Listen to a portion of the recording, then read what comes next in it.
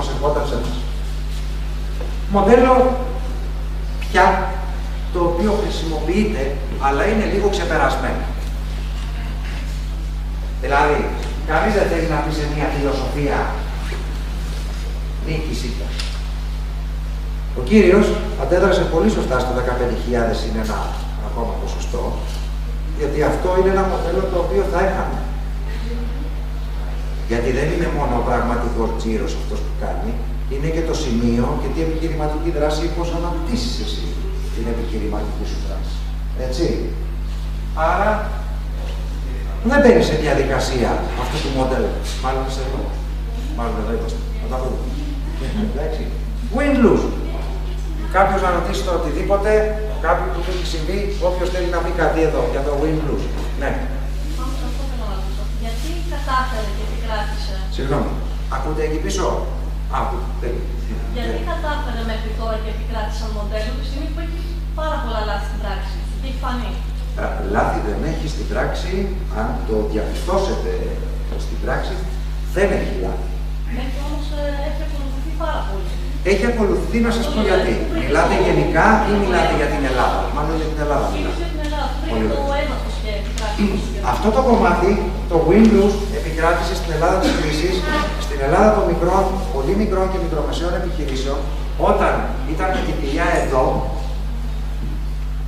και ενώ είχαν ξεκινήσει με άλλα κεφάλαια, ήρθε κάποιος, εσείς δηλαδή που χρωστάτε αυτή τη στιγμή 150.000 ευρώ, αλλά η εταιρική σας αξία είναι πάνω του μισού εκατομμυρίου, έρχομαι εγώ, έχω τα λεφτά και σου λέω, θες 160 να ξεχρεώσεις, το μπλε, αλλά να περνάς την επιχείρηση. Πολλοί επιχειρηματίες δυστυχώς μπήκαν στο μοντέλο win-lose και χάσανε. Γιατί είχαν τη θηλιά για να ξεχρεώσουν. Τι έκανε λοιπόν αυτός? Εξαγοράζει κάποιος που έχει τα χρήματα, μία επιχείρηση και έχει κερδίσει 50 πλάσια αν τα βάλετε κάτω. Γιατί είπα κάτι.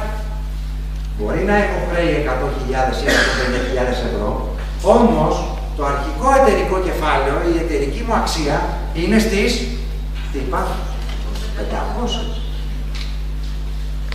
Αν έριχνα λοιπόν αυτά τα 150, θα λειτουργούσε το σύστημα. Αυτός τώρα που θα τα ρίξει ή θα πάρετε τα χρήματα, έτσι,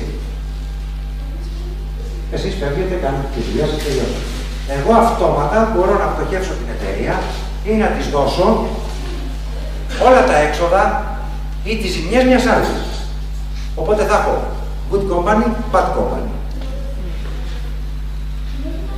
Τα πιο πολλά negotiations πάνω σε B2B βασίζονται σε αυτό το μοντέλο. Good, bad. Άσε να έχουμε δύο εταιρείες κάτω, θα ρίξω τη ζημιά για να πάνε οι άλλες. Κι άμα είναι, πάει στο καλό. Έτσι κι αλλιώς ο νόμος στην Ελλάδα των πτωχεύσεων δεν έχει αλλάξει. Οπότε κανονιάζεις και κυκλοφορείς έξω στον δρόμο. Και είσαι κομπλέ με τη βούλα του δικαστηρίου. Είναι σωστό? Όχι. Ασφαλώς τίποτα δεν είναι λάθος και τίποτα δεν είναι σωστό στην επιχειρηματικότητα. Αυτό είναι ανάλογα με τον εκάστοτε επιχειρηματία. Ναι, ασφαλώς πτώχευσε, αλλά δώσε ένα μέρος των οφειλών. Τουλάχιστον θα μπορούσαν να αποζημιώνονται οι εργαζόμενοι και κάποιο ποσό στο 1/3 ή λιγότερο κάποιοι προμηθευτές. Δηλαδή, αν ο άνθρωπος εκεί, ο άλλος, η άλλη κυρία είχαν μαζί μου συνεργασία και είναι προμηθευτές και τους χρωστάω 50.000 στον καθένα, γιατί να τους μπουμπουνίσω 50.000? Και δεν θα είναι 50, γιατί 50 είναι το αυτό που τους οφείλω εγώ. Βγάλε το κέρδος, πες ότι είναι 40, 35, έτσι. Αυτό το 35 διπλάσιο πάει πάμε στην τσέπη τους. Αν το δούμε δηλαδή με χρηματοοικονομικούς δείκτες, δεν υπάρχει περίπτωση να μην έρθει διπλάσιο. Είναι γκαραντί. Βγάζω χαρτί και μολύβι και σωστό αποδεικνύω. Στάνταρ. Σε όποιον δείκτη βάλετε το πάνω σε Excel, κάτι δεν θα βγει. Θα βγείτε με 70.000 ζημιά. Double score. Κάνει ο άλλος την πτώχευση με 1 λεπτό ζημιά. Γελάτε πρέπει να έχετε εμπειρία. Yeah. Κάνει λοιπόν ο άλλος πτώχευση με... Ελπίζω να μην έχετε πτώχευση. Όχι, εντάξει, έτσι, απλά το. Έτσι θα είναι πολύ πιο ενδιαφέρον η κουβέντα. Έτσι. Άρα λοιπόν κάνουμε μια ζημιά, ένα lesson, μια πτωχευσούλα ωραία και με τζάμπι. Τους έχω όμως Είχατε ακούσει το κεφάλι. Για να κουνάτε το κεφάλι πρέπει. Έχετε εμπειρία, το καταλαβαίνω, το νιώθω. Έτσι. Του έχω κατακώσει όμως το κεφάλι ένα double score. Άρα, double score εκεί. 70, έτσι είπαμε 35. Επί double score 70. Επί 4 προμηθευτές, 4, 7, 28. 2,80 αέρα, χιλιάρικα στην αγορά. Πάμε. Μόνο για αυτούς τους 4. Από αυτά, κάτι από αυτά θα πηγαίνουν ακόμα και στα ασφαλιστικά ταμεία. Πάμε και εκεί. Τους κανόνιασα και τους 4. Ειδικά αν στέκονται και χαροπαλεύουν και περίμεναν από μένα το 50, έχουν τελειώσει. Άρα το μοντέλο win-lose, αν σας απάντησα, αλλά το έκανα όσο πιο ξεκάθαρο, επικρατεί ακόμα, γι' αυτό και μόνο το λόγο. Οι πολύ μικρές και οι μικρομεσαίες επιχειρήσεις δεν θα αντέξουν, οπότε θα πρέπει να χάσουν και να κερδίσει κάποιος. Θα μπορούσα να είμαι σε άλλο μοντέλο, θα το πούμε όμως παρακάτω. Είμαστε και μέχρι εδώ. Αυτό που λέτε είναι για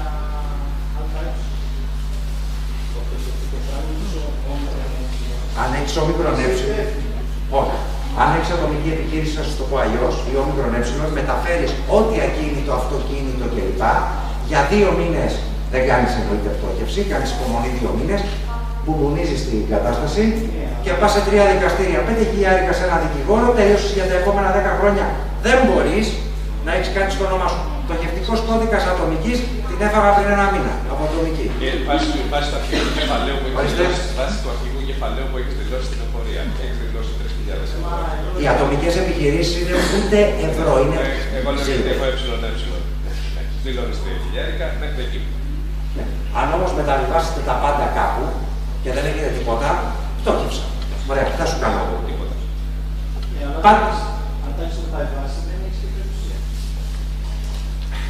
Αυτό που λέει, δηλαδή, εντάξει, μπορεί να γίνεται πρακτικά, αλλά δεν μπορεί να προστατεύει. Όχι μπορεί να γίνεται, αυτό γίνεται. Δεν έχεις περιουσία, έχεις όμως 1 εκατομμύριο στην άκρη. Και υπάρχουν μερικοί που δεν τους ενδιαφέρει η περιουσία. Δηλαδή θέλετε να μου πείτε ότι όλες οι εταιρείες που έχουν πτωχεύσει στην Ελλάδα τα τελευταία 7 χρόνια είναι μόνο ανώνυμες και ΕΠΕ. Έχω να σας πω κάτι περιπτωσάρες ατομικών επιχειρήσεων. Αυτό είναι στην Ελλάδα, γιατί ήταν στο ευρώ. Άμπρα. Είναι μόνο. Δεν είναι το γενικό. Ασφαλώς και γι' αυτό το λόγο, αν με ακούσατε πριν, είπα ότι αυτό πρέπει να καταργηθεί. Ποιος θα είναι αυτός που θα το φέρει να ψηφιστεί και να καταργηθεί, δεν τον έχω δει ακόμα. Αν τον έβλεπα θα σας έλεγα το όνομα. Ότι ενδεχομένως αυτός ο άνθρωπος θέλει να το περάσει και κάνει 299 που δεν θα σε πυροβολήσουν. Για να αλλάξει κάτι πρέπει να αλλάξει κάτι ριζικά. Έτσι. Δηλαδή να σας το πω αλλιώς. Αν η Ελλάδα ήθελε να σταματήσει το δούνο του, θεωρείτε ότι δεν μπορούσε. Πώς έχετε διαβάσει ακριβώς τους νόμους και τους όρους που έχουμε σαν χώρα μέσα στην Ευρωπαϊκή Ένωση. Μην μου πείτε ό,τι ακούτε από τα μίντια, μην μου πείτε τις 10 σελίδες που είναι αναρτημένες στο διαδίκτυο, τη σύμβαση και τη συνθήκη της Ευρωπαϊκής Ένωσης. Πώς έχετε διαβάσει όλο αυτό το πακέτο, ακριβώς. Λέει σε 2 παραγράφους, μετά τη σελίδα 400. Μόνο αν και εφόσον χώρα ενταγμένη στην Ευρώπη που θέλει να αποχωρήσει βγαίνει, όλα τα μέλη είναι ίσα και όμοια. Αν λοιπόν η Ελλάδα χτυπήσει έτσι το τραπέζι και του πει, ναι, διώξτε με, εσύ, ξέρετε τι έχει να γίνει, το απόλυτο τίποτα.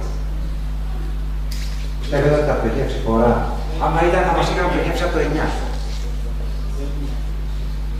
Εδώ δείχνεις κακή πίστα. Άρα τι λέω διαφορετικά. Λέω ότι αν χτυπήσω και διαπραγματεύσεις δεν μιλάμε. Είναι πώς αντιμετωπίζεις τον άλλο. Αν το βλέπεις σαν έτερο ή σαν εχθρό. Αν το κάνεις αυτό που λες, είναι σαν να λες ότι είναι εχθρός, αλλά δεν έχει νόημα. Δηλαδή θεωρείτε ότι η Ελλάδα, αν χτυπήσει χέρι, είναι εχθρός της Ευρώπης, όταν όλη η Ευρώπη μας έχει κλείσει και έχει γονατίσει και έχουμε φοιτητές και ανέργους που είναι πάνω από 3 εκατομμύρια. Νέο στοιχείο, δεν έχει βγει ακόμα και δεν πρόκειται να βγει. Ένα επίσημο στοιχείο, και να σας πω γιατί είναι πάνω από 3 εκατομμύρια. Γιατί μόνο στον ΟΑΕΔ, επειδή έχω τα στοιχεία, είναι 2%. Ξέρετε πόσοι είναι χωρίς κάρτα ανεργίας και πόσοι επιδευματίες το έχουν πτωχεύσει ή έχουν κάνει διακοπή επιχείρησης και δεν μπορούν να βγάλουν. Άρα τι μου λέτε, ποιο είσαι ο μέλος και τι θα τους κάνεις. Εδώ είναι το win-lose που έχει η Ελλάδα μοντέλο, δυστυχώς και η Ελλάδα είναι μόνο στο lose. Έχει πολύ πολύ επιτυχία σε διαπραγματεύσεις. Μπορούσε να μην χάσει. Και τι να πει. Αυτό που είπα εγώ. Όταν πήγε σε διαπραγματεύσεις και έχασε πήγε σε αυτό το μοντέλο σαν αδύναμο. Ναι. Αν πάει όμως και πει τέρμα. Μας είπατε 5 τακτικές, ας πούμε. Ναι. Όταν είναι ισοδύναμα, όταν δεν είναι ισοδύναμα, ποια είναι η καλύτερη τακτική.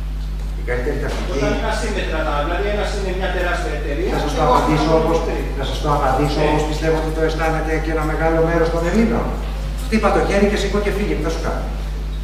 Το είπαμε το προηγούμενο. Δεν είναι έτσι. Δεν είχε ξεκινήσει έτσι η διαπραγμάτευση. Όχι. Δεν θα εξετάσουμε τη διαπραγμάτευση της χώρας. Ένα παράδειγμα δίνω. Όχι, εγώ σας ρώτησα. Δεν μιλάμε πολιτική. Αν θέλετε να μιλήσουμε πολιτική, πολύ ευχαρίστως κάνω και πολιτικό μάθημα. Θα σας πω λοιπόν ακριβώς το τι γίνεται. Όταν δεν είσαι τακτική του πολέμου, κανονικά και αν δεν πολεμήσεις, πρώτα πρέπει να εξασφαλίσει την νίκη, αλλιώς καλύτερα να μην πολεμήσεις. Η Ελλάδα δεν θα εξασφαλίσει ποτέ νίκη. Αυτό λέω. Και απλά σε ήττα. Είχε εξασφαλίσει η ήττα. Μία μόνη ήττα έχει εξασφαλίσει η Ελλάδα. Γιατί δεν είχε διαπραγματεύσει όταν είχε εξασφαλίσει η ήττα. Διαπραγματεύσεις δεν μπορώ να την αλλάξω. Να προχωρήσουμε παρακάτω. Δηλαδή όταν ξεκινήσουμε σε ένα πόλεμο με την Τουρκία, είναι σίγουρο ότι θα κάνουμε. Γιατί πρέπει να πούμε. Όχι. Να βάλουμε μια ανωτερία εδώ. Να βάλουμε μια ανωτερία εδώ. Γιατί πάει αλλού το μοντέλο που είναι αυτό. Όχι, δεν καταλάβω τι είναι το μοντέλο που είναι το.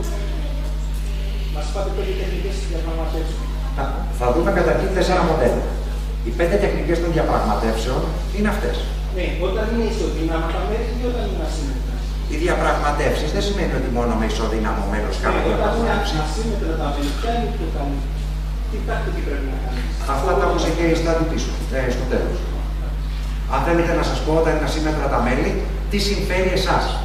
Σε μια διαπραγμάτευση δεν είναι τι συμφέρει και τους δύο ή τι συμφέρει τον άλλον. Να κάτσω. Το πιο αδύναμο μέλος μπορεί να χτυπήσει το χέρι και να να φύγει. Το πιο αδύναμο μέλος μπορεί να πει: λυπάμαι, με τέτοιους κανόνες δεν συνεργάζομαι, bye bye. Και πας αλλού. Για διαπραγμάτευση δεν είναι μόνο ότι μην βασιστείτε στα 5 αυτά. Μια διαπραγμάτευση μπορεί να έχει 55. Ναι. Το ερώτημα που κάνω εγώ είναι. Αυτό είναι πάνω στην εμπειρία, έτσι. Να μπει σε μια διαπραγμάτευση και εσύ είσαι το αδύναμο. Ποια τακτική πρέπει να ακολουθήσει. Ή θα τα πάρεις και θα φύγεις. Αυτό τότε κάτι δεν πας καθόλου. Ή θα σηκωθείς από εκείνη τη θέση και θα πιστεύω. πιστεύεις. Θα πας και να είσαι ένα αποτέλεσμα τέτοιο. Ας σου το πω διαφορετικά. Να σου το πω διαφορετικά. Εγώ και εμείς στο ΚΕΑΚ, για να σου το θέσω έτσι, δεν διαπραγματευόμαστε με κανέναν, κλείνουμε τηλέφωνα και τους λέμε «Γεια σας», αν δεν πρεσβεύουν δωρεάν σεμινάρια. Όταν πάμε εκεί, είναι δεδομένο ότι θα μιλήσουμε για ένα μοντέλο win-win, όχι δικό μας, δικό σας. Θες, καλώς. Δεν θες, goodbye, κλείνω το τηλέφωνο. Κάποιος είναι αδύναμος, κάποιος είναι δυνατός, έτσι δεν γίνεται. Άρα, ή θα πας και θα διαπραγματευτείς και θα είναι ένα μοντέλο win-win, όχι όμως σε επιχειρησιακό επίπεδο, σε επίπεδο καταναλωτή, ας το πούμε, ή υπηρεσίας, ή πάρα πολύ απλά δεν θα πας καθόλου. Είναι το ίδιο πράγμα. Αυτό που έλεγα και πριν. Όποια θέλετε από τις τακτικές, ό,τι θέλετε και αδύναμος να είστε, μην δεχτείτε στο γραφείο σας ή μην πάτε ποτέ να διαπραγματευτείτε με κάποιο πιο δυνατό.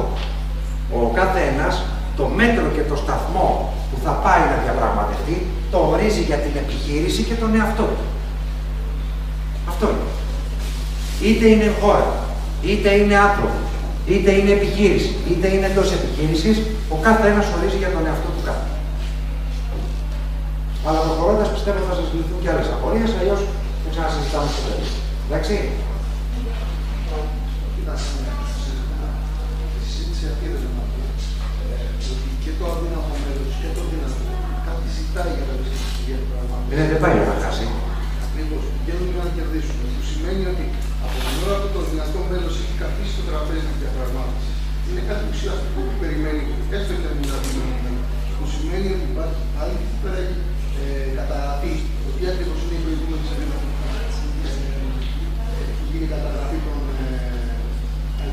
εκμετρήσιμων στόχους, είναι από τη Αλλά εγώ κανείς δεν είναι εκ των προτέρων νικητής ή χαμένος. Ασφαλώς. Προσέξτε όμως τι λέμε εμείς, επειδή μιλάγαμε για πολιτική. Δεν παίρνουμε άλλα μέτρα γιατί δεν μπορούμε, θα γίνει πόλεμος. Δηλαδή θα γίνει ταραχή. Δεν βγαίνουν τα νούμερα. Δεν βγαίνουν. Δεν μπορεί να επιτευχθεί.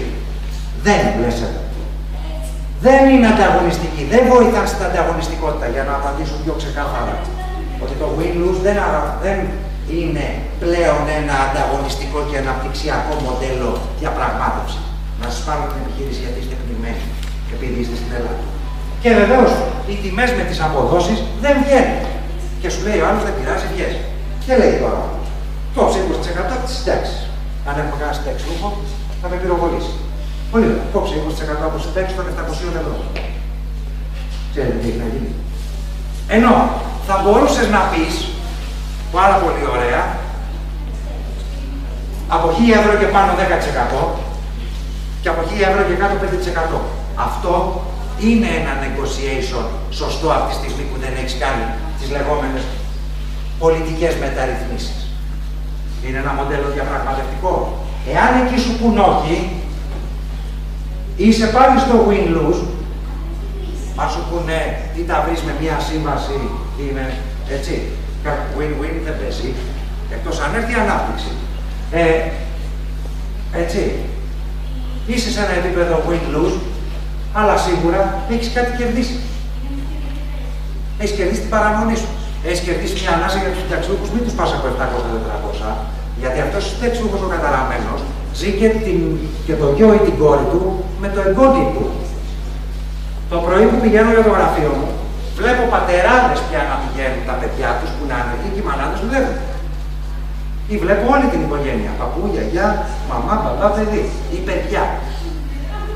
Και όταν τους κάνει συντάξεις, είναι όλοι έξω από τα ATM για να τροφοδοτήσουν. Εγγόνια, παιδιά και λέμε μια κατάσταση. Και πού, προσέξτε, μπορεί να σας οδηγήσουν λανθασμένες διαπραγματεύσεις. Είναι εξαιρετικό case study η Ελλάδα. Με αυτό που θέλει να ασχοληθεί με διαπραγμάτευση πραγματικά. Για τα μοντέλα. Οκ. Θέλατε κάτι να πείτε, σημείωση ή να προχωρήσω τώρα. Όχι, απλώς θα πω στην αρχή για το σωστό και λάθος όσον αφορά την. Δεν υπάρχει σωστό και λάθος διαπραγμάτευση. Και μπορώ να πω ότι θεωρητικά αυτό το μοντέλο είναι το καλύτερο αν όλοι ήμασταν στην πλευρά του win. Δεν είναι το μοντέλο αυτό το καλύτερο. Θεωρητικά, αν μπορούσαμε να είμαστε στην πλευρά του win, θα προτιμούσαμε όλοι αυτό. Άμα ήμασταν Γερμανοί υπήκοοι, ασφαλώς είναι μοντέλο που μας συμφέρει. Βιομηχανία και Ιταλοί, να είμαστε πάλι από την βιομηχανία. Και Βούλγαροι να ήμασταν και Ρουμάνοι, πάλι θα ήμασταν εξοικισμένοι. Γιατί πάλι έχουμε βιομηχανία. Και ανεπτυγμένη αγορά σε επιχειρήσεις. Ένα μεγάλο μέρος των επιχειρήσεων δραστηριοποιείται στη Βουλγαρία από την Ελλάδα. Και καλά κάνει όταν σου λέει φόρος 10%. Δεν είναι κακό. Υπάρχει λοιπόν το μοντέλο lose-lose. Εδώ σταματάνε. Έχουμε το μοντέλο λοιπόν lose-lose. Χάνω-χάνω. Δεν νομίζω ότι κάποια από τις δύο πλευρές θέλει να χάσει κάτι. Εκτός να είναι τόσο συμφέρον αυτό που θα γίνει το lose-lose, οπότε επιτευχθεί μια συμφωνία και διαπραγμάτευση. Υπάρχει το μοντέλο partial win, partial lose. Ένα μέρος κερδίζω, ένα μέρος κάνω, ένα μέρος κερδίζει, ένα μέρος κάνω. Θα πούμε κάπου στη μέση. Π.χ. partial win, partial lose, θα τα από 1000 ευρώ και πάνω στο ασφαλιστικό κόβονται οι συντάξεις, 10%. Από 1000 και κάτω, δεν πάνε να παίρνεις και 300, 5. Αν τώρα, π.χ. στο partial win, partial lose, πεις επικουρικές, λέω για αυτούς που δικαιούνται, οι επιτιδευματίες δεν θα βγαίνουν στη σύνταξη πριν από αυτά τα έτη, πήγαινε κατέθεσέ το. Είναι κάτι θα χάσεις, κάτι θα κερδίσεις, αλλά σίγουρα θα έχεις μια συμφωνία και πλέον θα σε βλέπουν και από άλλη οπτική στη διαπραγμάτευση. Πολύ σημαντικό, όταν πάμε να διαπραγματευτούμε, το πώς μας βλέπει ο άλλος, έτσι.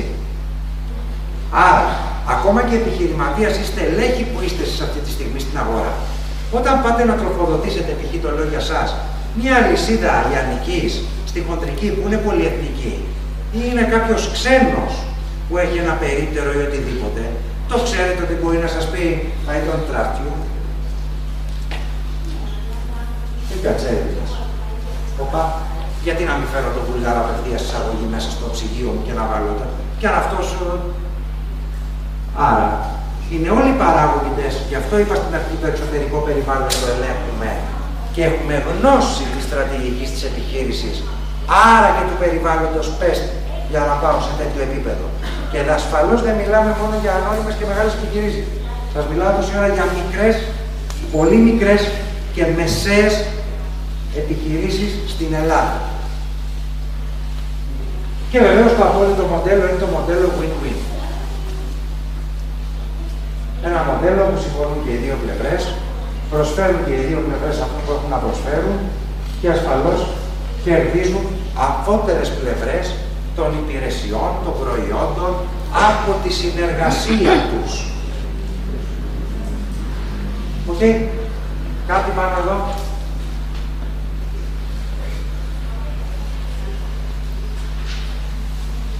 Αν είμαι συναισθηματικός, αποδοτικός, παίρνω τον χρόνο μου, να ξέρω από την αρχή τι θέλω και να μπορώ να μην μπαίνω σε στήρα και ατέρμονη διαπραγμάτευση,